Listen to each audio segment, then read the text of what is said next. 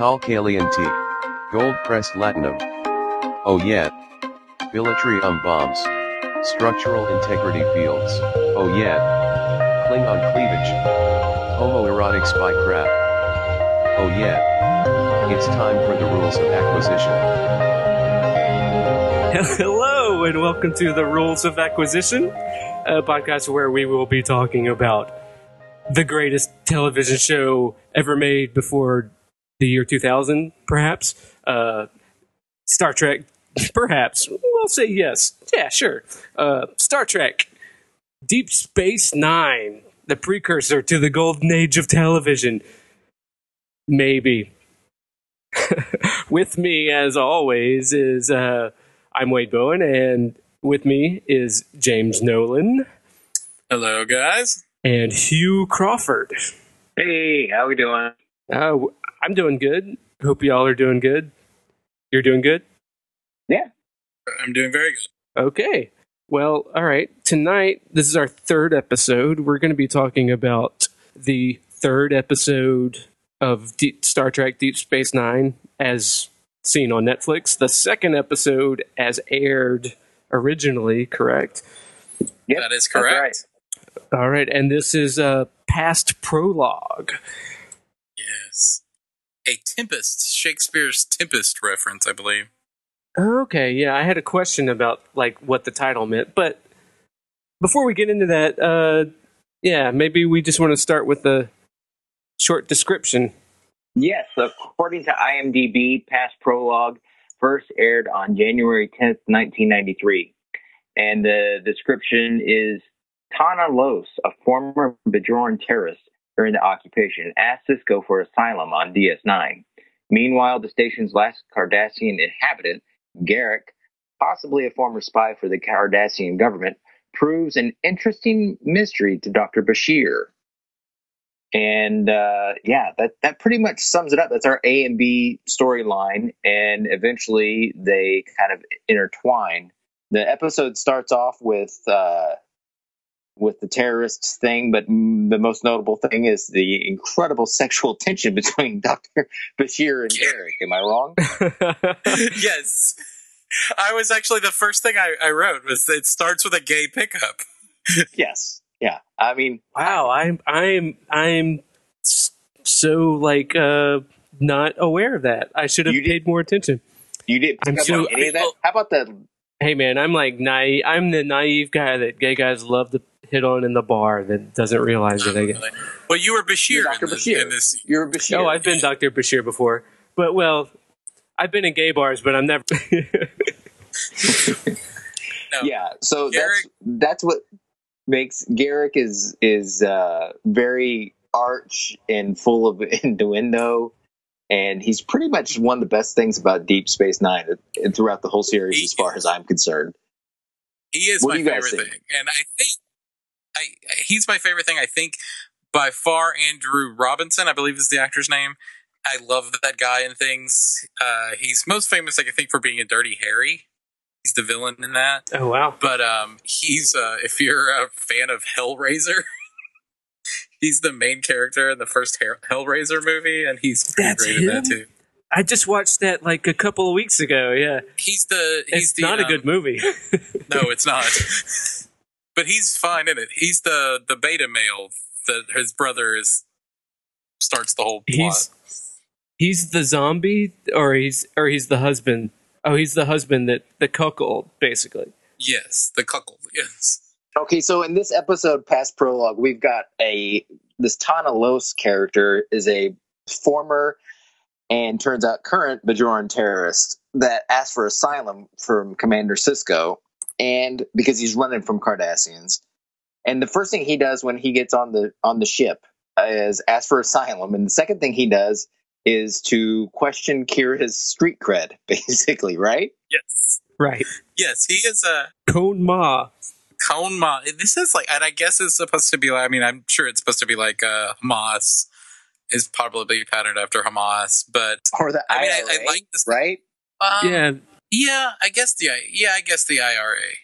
But, okay, so this whole thing, the only thing that I have that's sort of big picture about me not understanding where this show is so far is that for having these long, intricate plot lines about the internecine war of ideas happening on Bajor, they don't go into what they're fighting over. Maybe the Khon-Ma have a really good point of view, but we're never expressed that. Well, they want Bajorans for Bajoran. But what does that mean? That's like saying you want smaller government. It's like they're not being specific. Well, they don't want anybody coming in to go through the wormhole. They don't want the Federation. That's right. They want to be poor, but their own, which is kind of lame. But I get that, but so they hate the provisional government, but do they just hate the provisional government because the provisional government's working with the Federation? I think so. Yes, I think so. Okay. Yes. Okay. Is there not like a list of like? Part of me was like, well, maybe I should. It would be interesting if I, as a viewer, was sort of persuaded by his Khon-Ma view, but he's just brought in as a black hat at the beginning of the episode anyway. Yeah. So, yes. There's no like convincing me. They're trying to like, maybe the Khon-Ma, maybe they got a point. Maybe they should do that. He's not actually, his point of view isn't, or Kira's point of view really isn't what you're supposed to see here. What you're supposed to see is like how Sisko responds to his like first tests of command in a weird way, right? Yeah, like, I think maybe. They're trying to do both things, kind of, but not very well. Right, they're trying to show that Kira is not like a patsy for the Federation. And they're trying to show that Sisko is kind of a badass. He's like, yeah. It's an A+ Sisko episode. Oh, yeah. Oh, really? Because I have a little bit of critique. I felt like his energy level... I feel like his energy level at the beginning of the episode was a little low. I think I even wrote that Sisko was loaded up on Xanax and Ambien. By the end of the episode, he's great. Yeah, the beginning of the episode, I feel like I don't actually remember him from. It's not until he goes up to Kira and says, "Oh, I know what you did. You do it again, I'll fucking have your head on a platter." Oh yeah, I'll have your head on a platter. That was awesome. Kira doesn't like the fact that he's wishy-washy over the asylum issue. So she takes exception to it and goes over Sisko's head to his boss, interrupts it, Starfleet Admiral who's in a meeting, and tattletales on Sisko. Right. And then later the boss calls up Sisko and says, "You have get your people's shit together," and he basically like calls her out on it, and she has nothing to say in response. Right. Isn't that about right? Yeah, is this the first Star Trek admiral that is not like a traitor or the bad guy? I think so. I think this is the first one. The actress, a complete hero. The actress who plays her is Leonard Nimoy's wife. Whoa! No way. So whoa! Yes, they're bringing out the big guns on the trivia there. Yeah, right. There's been a vice admiral that wasn't a bad person, but yeah. But she was only boning Chekhov in real life? Yeah, right. I was actually a little shocked by this because by that being Leonard Nimoy's wife, because I thought Leonard Nimoy had a BBW fetish. Right. Because he has published multiple books. Yeah, that's pictures. Like his shtick of like, yeah, big, beautiful. Yes. Oh, yes. But really? Naked ladies. Yeah. There are several photography books, if that's your thing. There are several photography books put out by Leonard Nimoy of very naked and very suggestive, very large ladies. Wow, I didn't know that. Yeah. Maybe that's just him being like a good guy and being like, hey, you know what? Everybody's beautiful. Because I mean, that's how he spun it. Like, it was Leonard Nimoy promotes a positive body image. Yes. Yeah. All right. Trailblazer. That's how I saw it spun when he died, anyways. So it's like his R. Crumb lady. So what did you guys think about? How much did Kira get on your nerves this episode, James? Oh, a lot. I think like a scale of 1 to 10. This was the worst so far. Really? Really? Yes. I felt like at the beginning. I'm sorry. Go ahead. No, I think so. I think she's like. I think she's probably like the best actress in a Midwestern community theater repertory. I think that. Ouch. But like, I think that she's got obviously, she's got some skills. She's got energy. She learns the lines, I'm sure. But I think she's very watchable. Yeah, I don't, and it's not a physical because I think she's attractive. So it's not that I don't want to, I don't want to come off as like I just don't like her. But I think that when here's what it is that she acts like someone who is trying to be like a gruff, no nonsense type A person. I don't think that she's actually being that. And so in scenes that even where it's not called for, she comes in really like jumpy and abrasive, like a 12-year-old bully. And the scene where she was good was the scene where she needed to be good, was the scene with Odo. Yeah, that's what I thought. I wrote, like, at the beginning, I thought she kind of overdid it with, like, I'm an angry, pissed off person. But by the time that Odo scene, I'm angry and I'm gonna she does a pretty good job, I thought. A politician? Me? What?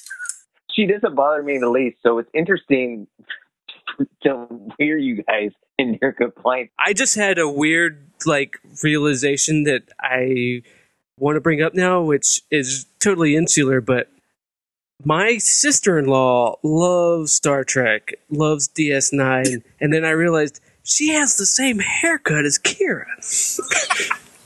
And then I wanted this, like, oh, wait a minute, she can kind of blow up kind of fast, too.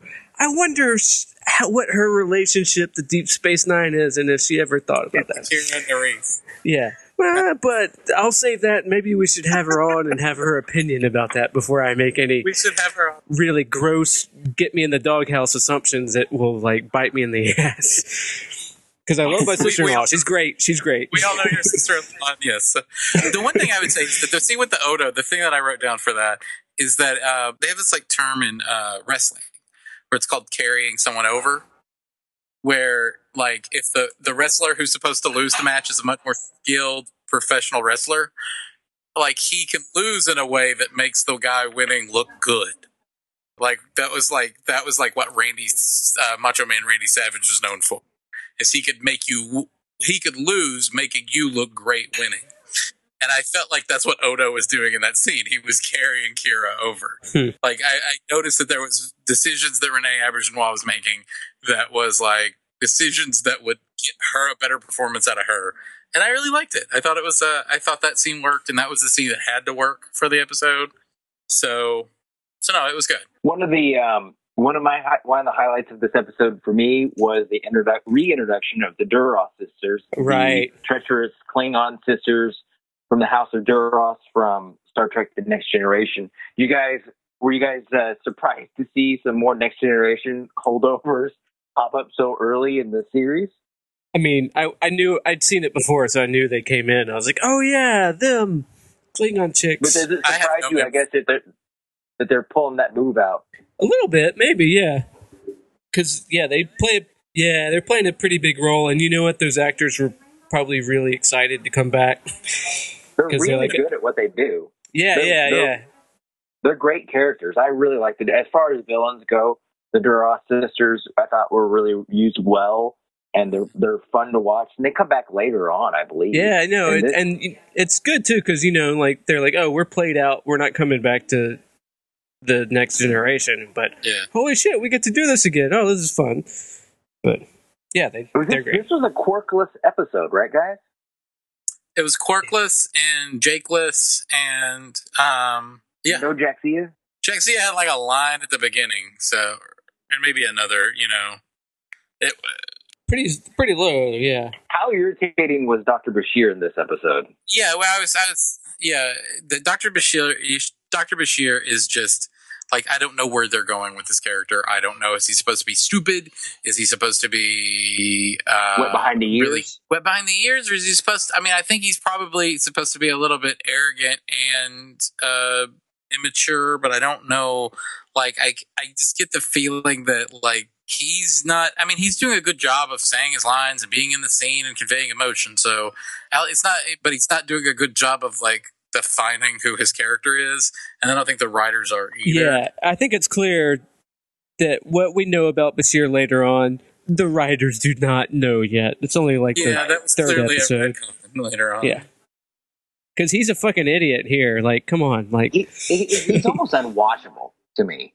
Mm-hmm. Like, I mean, the scenes with Garak is clearly carrying those scenes. You know what I mean? He's the one that's the most watchable. Well, yeah. And I remember just... Yeah, he's definitely... Yeah, Garak becomes like the... I mean, like, we've said this earlier in the podcast, but, I mean, he becomes... I mean, he is sort of a fan favorite of everyone. But, like, I think he's particularly, like, you know, he brings... Okay, so here's... I'm going to bring this into a larger point that I'm working on with the show. Is that I don't think that... I think a lot of people talk about the problems that Deep Space Nine has, especially probably in this early season. And they talk about it being long and complicated and needlessly complicated. I don't think it's got that. I think it's got kind of just a... I think it's kind of sleepy show. I think that it, you know, there's long pauses. There's not a lot of action. There's this low hum that proceeds over the entire show. Everybody just has this sort of bland, sort of rat-a-tat nonsense. So I think it's hard to sort of, like, they never, like, grab you on a sort of at a visceral filmmaking level at any point in the show early on. And so it's just, like, I find myself where, like, you know, like, if you answer a text while the show's starting, while reviewing the show, it might be 5 minutes, but I'll go, like, I haven't been watching this in a while. I gotta, like, rewind it back. Like, for instance, you have the Dura sisters. Is that their name? Duras sisters come onto the promenade and beat up security officers. You could, from a filmmaking perspective, show that, or only show people talking about it after it happens. They opt for the talking about it. Like, that's a fantastic point. Yeah, that's indicative of what Star Trek does in a lot of ways. They're like, oh, well, we could show this cool action stuff, but we're about ideas, so we're just going to talk about shit. Well, exactly. This whole series, this first season, we talk about bottle episodes within Star Trek at large. They're like, this whole series is a bottle episode. Yeah. Bottle series. Right. So they have this idea. So you have, like, everybody's talking. Everybody's talking in this Star Trek speak, and that's fine. You get used to that in the show. But, like, everybody's talking, and there's this low, comfortable white noise hum through the whole show, and, like, it's sleepy time.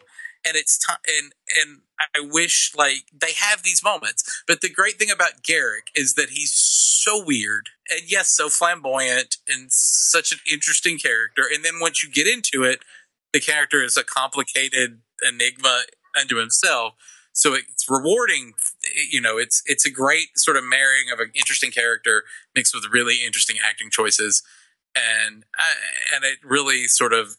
It's such a breath of fresh air for the show, and I'm excited that we got to an episode about him. Yeah. Well, I think what you're picking up on is something deliberate choice that they've made early on with the whole Western theme. Like, especially when you're picking up on Avery Brooks's choices of being, like, dialed down to, like, a 1 at the beginning. He's sort of like this sleepy town sheriff who kind of, like, sighs and has to do. No, seriously, don't you know what I mean? He's like, he's like a pencil pusher. You know, everything is so provincial and sleepy, and it feels very deliberate. You know what I mean? If you were a cast director, or if you were a showrunner or executive producer for a show, when someone said sleepy detective, would you ever say, give me Avery Brooks? I would. I don't know. I think I like all the choices. Unlike you. No, he's great. Yeah, they gave him Avery Brooks when they said, we need a black captain. And like, oh, Avery Brooks is a good actor. Yeah. We'll give you him. Forrest Whitaker told us no. Right. This is something that I wanted to bring up, and Wade accidentally kind of hit upon it. And I'm surprised we're 3 episodes in and we haven't really talked about it. But he is not actually a captain. He is a commander. That's right, yeah. But it's a deliberate choice that the showrunners made. They're like, we're going to have an African American in charge, but we're not going to make him a captain. Right. Yes. Now, why? Why is he not a captain? It bugs me. Because he's in a ship. Yes. He's not in a ship. He's in a naval organization, though. But he is in a naval organization. There are captains of, like, bases and stuff in the naval system. I think because they ultimately make him a captain. Right. They ultimately make him a captain. Once they get the Defiant and they have an actual ship. Spoiler, sorry. Right? Yeah, but isn't Worf the captain of that, though? Isn't Worf the captain of the Defiant? He's the commander of it. He's like the second. He's like the second. I thought. I thought they made. That's possible, buddy.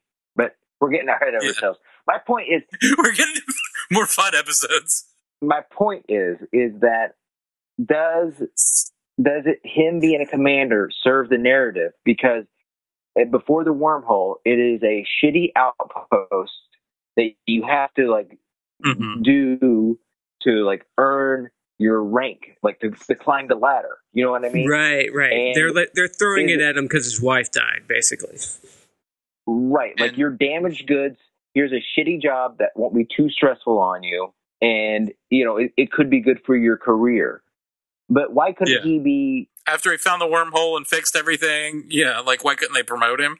Yeah, or why couldn't he just be a disgraced captain to fill that narrative instead of Exactly. Why did they have to make him okay, you have to work your way up by hard work and ingenuity, pull yourself up by the bootstraps, you might be... No, they should have just made him a captain to begin with. Well, because Star Trek has a history of being cheap and then tricking people into thinking that a promotion for your character is the equivalent of a raise. Maybe that's what it is. Okay, so let me unpack this. Because I think that I don't know if you could be potentially leveling a pretty strong accusation towards the creators of this show. So they're racist. They're racist. Well, okay. So let's unpack this. It's three options. One of which they had an internal show inside the script, inside the world of Deep Space, and reason for wanting to do that. That he's a striver or he's here to outside of the show fan base, not wanting to have two captains concurrently in the Star Trek world, because you still had Picard out there for 2 seasons. Was there an idea that it would be confusing between those two? And third, black captains matter.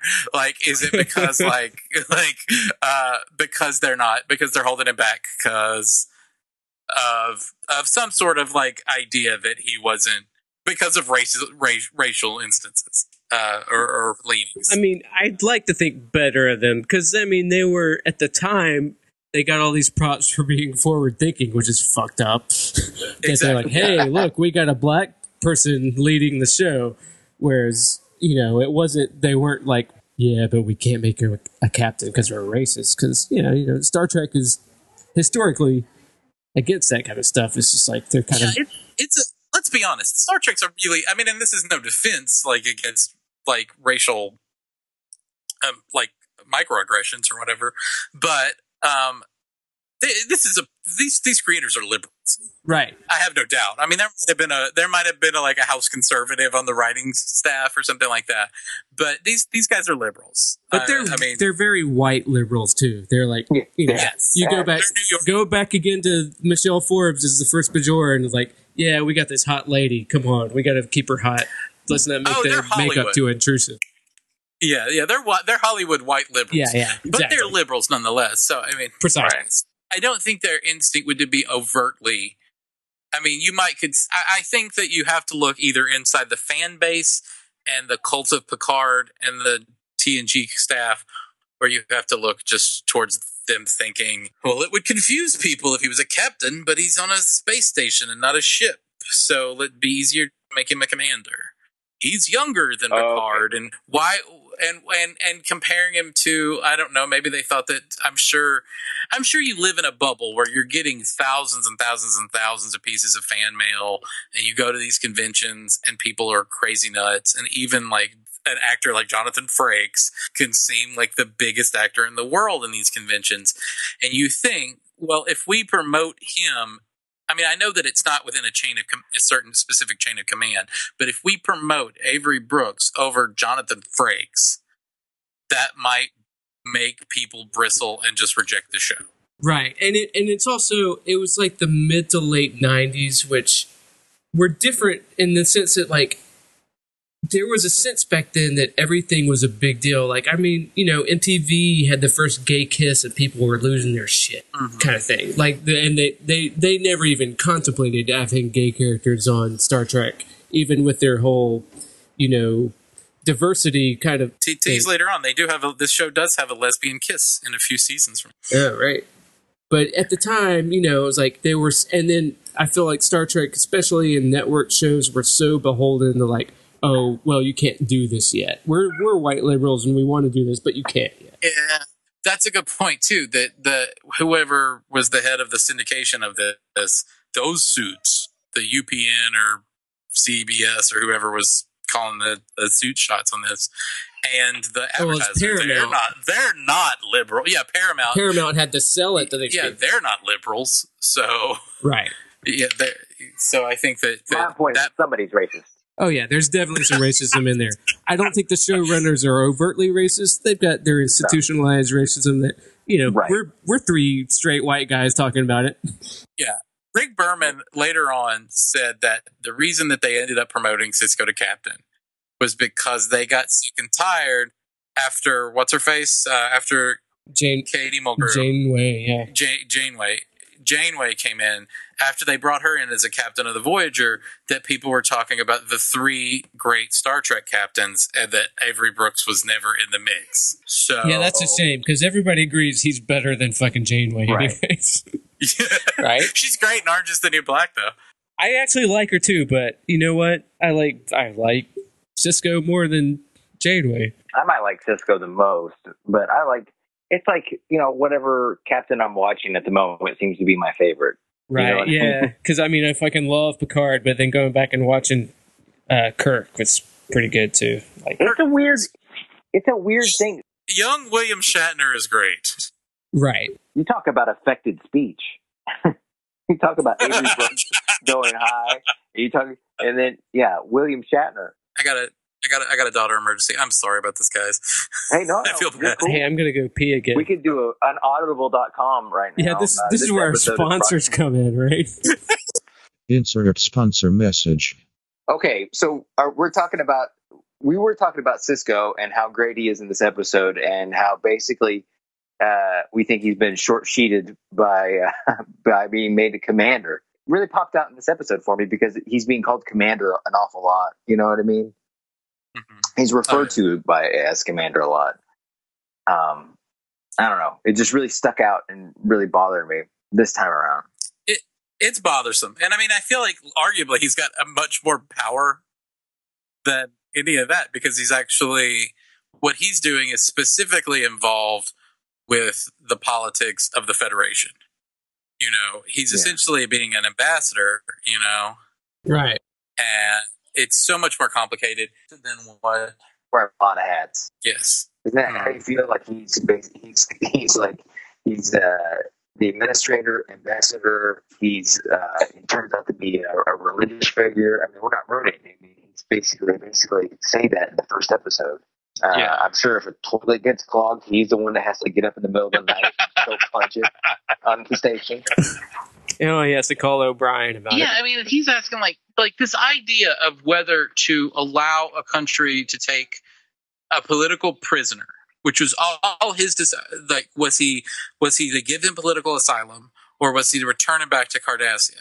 And the decision he made could have shattered the peace treaty between the two countries and started the whole war over again, is essentially what could have happened there. I don't remember Picard ever. he might have stumbled into a position where he had to make the right call. We were talking about how Picard really had it a lot easier than Sisko. Well, yeah, since the Deep Space Nine, the station itself is actually the exact opposite of the Enterprise, right? The station is somewhere that nobody really wants to be, but they have to be. And the Enterprise, anytime somebody needs a swanky escort, they call the nicest Cadillac in Starfleet. Right, yeah, it's the flagship. It's the flagship. Yeah. And that's the whole thing, is that Picard's got the best barber. He's got the best of everything in Starfleet. His second in command has been thrice rejected a promotion to captain.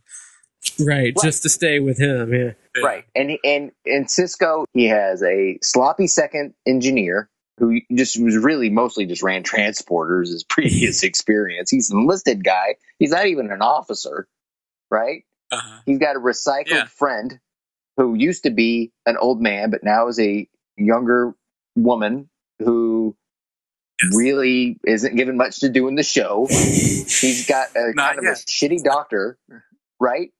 And he's got a first officer who doesn't even want him there in the first place.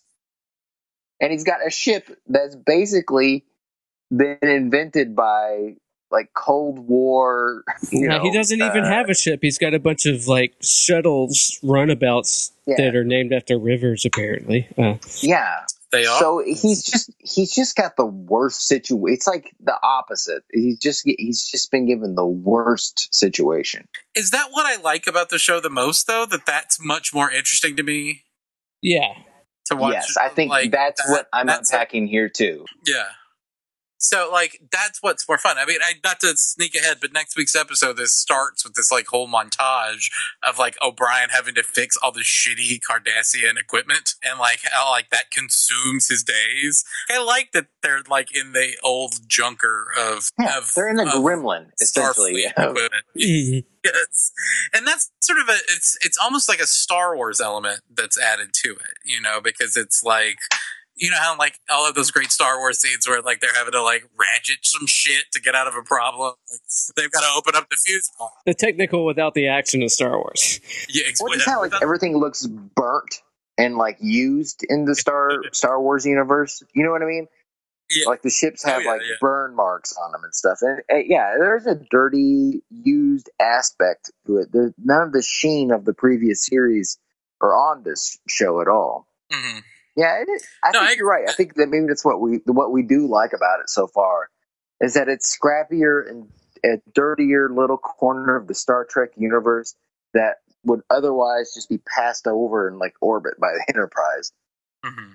I totally agree. Yeah. So, did we finish talking about what happens in this episode yet? I think we pretty much did. I mean, it turns out that the terrorist is still a terrorist, and he wants to bring, and he wants to close the wormhole with a bomb, right? Right. And Kira basically gets talked out of doing the right thing by Odo, right? Right. Odo calls the principal on her, basically. It's like, it's like, she wants to talk to you. Yeah, someone down here in security wants to talk to you. So, and that scene is great and probably one of the better acted sequences in the show so far. Totally. Yeah. One thing I did write in my notes, I'm just going through my notes if anything I ask, is that going back on this subject of I don't think Nana Visitor's a very good actress, in the runabout, when she's having to act like she's surprised about being the Cardassians and the Federation triangulating them on the handoff with the latinum or whatever. She's acting like she's surprised, and I just wrote, not a visitor has trouble acting like she's acting. maybe Kira is a bad actor, and that's good acting. I don't. It's though. Yeah. This is something. This is the first mention in Deep Space Nine, anyways, of gold pressed latinum, I believe. Oh, is it? Oh, okay. I don't think it was in. Maybe they do in the first one.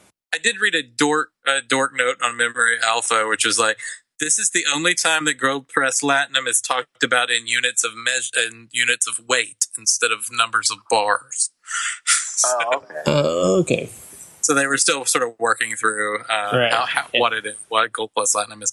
Also, two things I would comment on is that it bugs me that half of the episode pinges on bringing two other Konma guys onto the ship. Two guys we never meet. There's a problem. They come on the ship. They bring on the gold. Like, there's all of these scenes about the other two guys. And that's when one scene that could have been great, one area they didn't go is there's a brief scene right before the Odo scene where where Sisko already knows that the people are still working with Konma and are planning something. He's gotten that information from Odo and Bashir. And he goes to Nana Visitor or Kira and asks her, does she trust those two other guys? And she goes, absolutely. And at that moment, Sisko totally doubts Kira and thinks that he might have essentially a terrorist sympathizer with a great amount of power on his ship. And you get to see him like experience that for a minute. And then the next scene is the Odo scene where she breaks down. I just don't know who I am anymore. And then they call Sisko in and they patch it all up. And she's now, the next time you see them together, she's on Team Federation and she's planning with them. But like, why not stretch that out? Why not have that sort of fundamental doubt about where her allegiances are? Why not make you know, that's what they call drama. And you can milk they were writing it fast and they only had 42 minutes, sadly. Because I actually like this episode. Though you're right, though, that is a missed opportunity. No, I do too. Yeah, I mean, nothing in the world is beyond nitpicking. That would be under the category of what you would change. James, would you say that? Oh, yes. Basically what you would have saved. Mm-hmm. I'm going to go ahead and tell you what I would change real quick here. Is okay, so yeah, I know that the whole episode of Garak's profession as a tailor is an homage to Tinker Tailor Spy. You mean that movie that hadn't come out yet? But the guy. Point, yeah. Well, no, it was a book written. It was based off a book that was written like 40 years ago about the Cold War. So, based off a real person. That's the ultimate thing. Yeah. Right. Yeah. Well, I guess, but they don't have to be so married to that. I don't think a tailor is necessary at all in that universe. Yeah. And that's what I would change. He's sitting at his desk when the Duras sisters come in there, fucking with a bolt of fabric. Yeah. I don't think that would happen. If anybody wants any clothes, they go up to a console, they go beep, bop, boop, and then they print out, or, whatever they want. That just reinforces that we're not dealing with the Federation, maybe. Well, that's the excuse. The other thing I noticed with Garak, I love Andrew Robinson's performance and everything. There's a moment there where he went a little, it sounded to me almost like a little bit Frozen Caveman Lawyer. It's like, listen, I'm just a simple clothier. I don't know these things. But I say that with the utmost respect. Nothing, one of my most beloved people in show business ever is Phil Hartman. Phil Hartman. Yeah. Okay, so one of the things I got a world of issues, and I might stay on this throughout every podcast that it comes up. Is I don't understand if replicators existed. I mean, humanity for possibly 3 million years before the invention of agriculture was completely consumed. Our entire existence was to garner food. So they create a machine that just makes food now without expense or money or anything. Why can't it make, your point, why can't they make clothes? Because it can make a school bell. Why can't you just have a replicator that makes gold-pressed latinum? If you had a replicator, that's a bigger... I mean, if you could have something that could supply food for everyone without a drain on resources. Well, the Federation has replicators. The Cardassians had replicators too. I thought they were fixing the Cardassian replicators. Oh, you're right. Has somebody not written the code? Why that? They do have city replicators. That's precedent. They do establish that their replicators suck, right? Right. Well, okay. So for instance, in the first episode, Quark says that the Bajoran ale sucks. Why? If it's from the same replicator that it makes the good. I mean, is all like. Well, if we're getting into world building, I think if the rest of all the universe, except for the Federation's evolved past capitalism or whatever, but the Ferengi, for instance, haven't. So. As a nod to the Prime Directive, you would have to put stipulations into the replicators not to make latinum because that would interfere with the Prime Directive as far as the Ferengi goes. So it's immoral to produce latinum because then you're breaking the Prime Directive. Okay. Oh, that's completely more fascinating than anything that we've seen. Yeah. Then you could get onto gold standards and like money inflation. And okay, so that maybe gold pressed latinum is worth something now. That it has value in all of these societies, and it's why it's used as currency is because it can be replicated. Well, I haven't been on Memory Alpha. I'm just patting myself on the back for that justification that I just made up just now. Yes. No, that was far more interesting. I think what would you change in this episode, Wade? Anything, or was that pretty much it? Yeah, I would throw in that bit about cold pressed latinum because after that last episode, yes. I like this one a lot. No, this was a good episode. I mean, there wasn't. I mean, the things that my critiques on it are largely production based, but it seems like the basic storytelling. Yeah, it's like you're in a visual medium, and in any visual medium, you're supposed to show, not tell. And there's just a lot of standing around and telling. Right. Oh my god, on flat angles up against flat backgrounds, that bothers the shit out of me. That's just a problem with Star Trek in general. Yeah, it's very of its time, not dynamic. I will say that the one show the shows that started to break out of that were the later Deep Space Nine seasons, where they started to do more sort of advanced sci-fi sort of filmmaking, having not just nice soap opera lighting, everybody standing in a semicircle talking against a flat background. Well, that's kind of the genre for Star Trek in itself, is like based on space Twilight Zone space radio plays where they're just the visuals are boring and they're just it's kind of the way that. But you're right, it is a fault. Yeah, and and I get it with lighting, because lighting can really, to get, from my understanding of how TV shows go, to get better lighting or more cinematic lighting, that takes time, and time is money on filming these things. But to just put the camera somewhere nicer, just to actually get more interestingly framed shots, doesn't take that much more time. Especially when the set is all evenly lit like it is. Right. So that would be one thing I would just can't you just tilt, just because it is so flat at this point in the show. And that is the worst Star Trek episodes have that too. So, right. Yeah. All right. So any other? Was there something you said you changed, Hugh, or did you already tell us? I forget. Yeah, there was the Tinker. Right. So married to Garak being a Taylor. I love Garak as a Taylor. You would change the fundamental job, because Garak stays a Taylor throughout this entire show. Yeah. Oh, he's sitting there. He's sitting around fucking with bolts of fabric for this entire 7 years. Right. Yeah. That's his whole excuse for being on the station at all. What would you replace it with? A replicator. But then how do you... what would you replace Garak? You have to have Garak, or else if he's just a talking replicator, that's even worse. I would maybe have him be an accountant or something. Offer a service that people need, but not necessarily a product that people need. You make him... Well, he's like an artisanal guy. We could replicate this, but you want Well, he could have a job that only he could do, that wasn't service industry based, that couldn't be done with a replicator. I mean, I don't know what that... I have a massage parlor. Well, we already know the holodeck can do that. Yeah. That's true. With big... And we'll lick your back. That's right. He could run a Turkish bath. Well, we've already established that we can't have any gayness in this series yet. It's still the 90s, so... Also... Is Quark, I guess with I was going to ask, is Quark, I just always assumed that Quark was also a pimp. Yeah.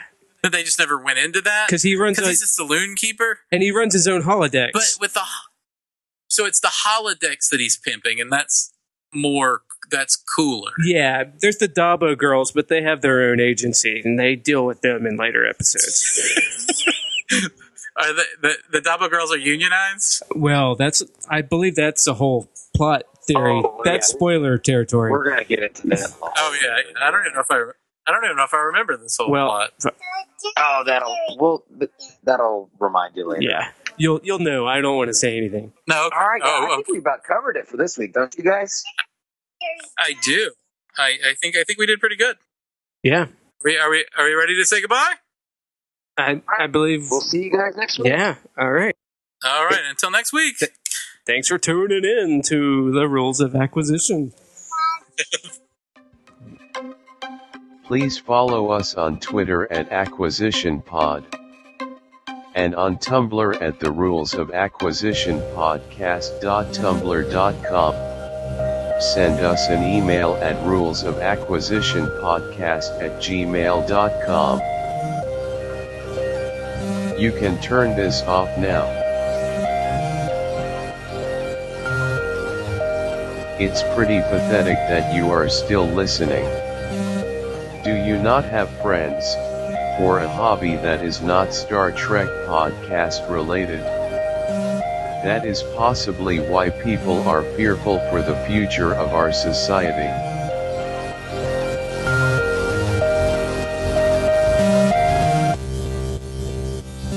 We believe in you. We know you are better than this.